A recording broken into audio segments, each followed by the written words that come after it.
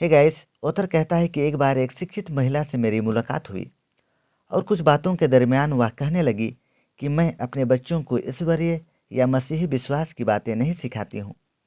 वे चाहे तो अपने आप सीख लेंगे।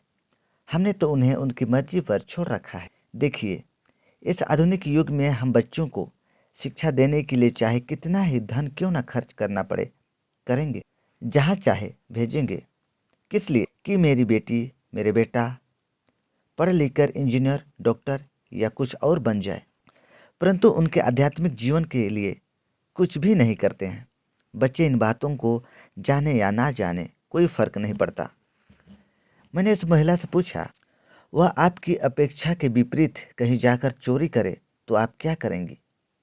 वह झूठ बोले और अनाज्ञाकारी बन जाए तो आप क्या करेंगी? उसने तुरंत उत्तर दिया, मैं ये सब की अनुमति उसे नहीं दूंगी। लेकिन उसके चेहरे पर भय की रेखाओं को मैंने देखा। वह यह सब नहीं करेगा, इसकी उस माता को क्या निश्चयता है? वह घर से स्कूल जाता है तो वह कहाँ कहाँ जाता है, उसके कौन कौन से मित्र हैं, यह इस माँ को मालूम नहीं था। उसने गलती की कीमत को ना समझकर बेटे को स्वतंत्र कर रखा था। मैंने कहा, मैंने अपने बच्चों को 10 आज्ञाओं में से अन्य देवताओं की आराधना ना करना, चोरी ना करना, झूठी गवाही ना देना आदि सिखाता हूँ। यह सुनकर उस महिला के पास कोई उत्तर नहीं था। जब तक बच्चों को सही और गलत का भेद नहीं समझाएंगे, तब तक वे कैसे जानेंगे और समझेंगे?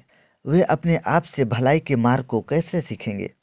बच्चों को अच्छा भोजन, अच्छे वस्त्र, शिक्षा और सब आवश्यक वस्तुओं को देते हैं। उससे बढ़कर आत्मिक ज्ञान भी उन्हें देनी चाहिए। जिस घर में ईश्वरीय बातें नहीं सिखाई जाती है, उस घर के बच्चे नास्तिक बनेंगे।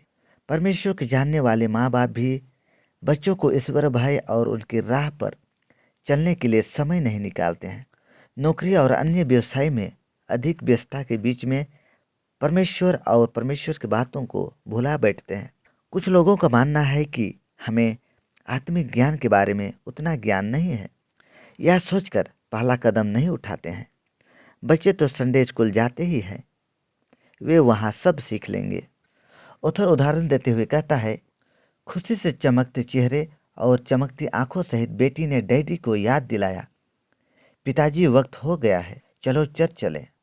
चलिए, मुझे वहाँ यीशु के बारे में, उसके प्रेम के बारे में सीखना है। परंतु पिता ने कहा, बेटी मैं हफ्ते में 6 दिन काम करके थक गया हूँ, आज मुझे आराम करना है। बेटी आज तुम जाकर खेलो, हम किसी और दिन एक साथ चलेंगे। इस प्रकार दिन, महीने और वर्ष बीतते चले गए। बेटी जवान होगी, उसने चर्च जाने के लिए कहना बंद कर दिया। अब वह महिला बन चुकी थी। पिता बुजुर्ग हो गए। जीवन शाम की ओर आ पहुंचा तो चर्च जाने की इच्छा हुई। पिता ने बेटी से कहा, बेटी आओ चर्च चलें। अब बेटी कह रही है, पिताजी आज मेरे पास वक्त नहीं, बहुत काम है और आज तो मेरे विश्राम का दिन है। यह सुनकर पिता की आंखों में आंसू आ गए और ख्यालों में वर्षों पूर्व कही बेटी की आवाज़ गूंज गई, पिताजी वक्त हो गया, चलो चर्च चले। विनाश के गड्ढे में पड़े बच्चों को उठाने की शक्ति क्या आज इन कांपते हुए हाथों में है? विचार करें।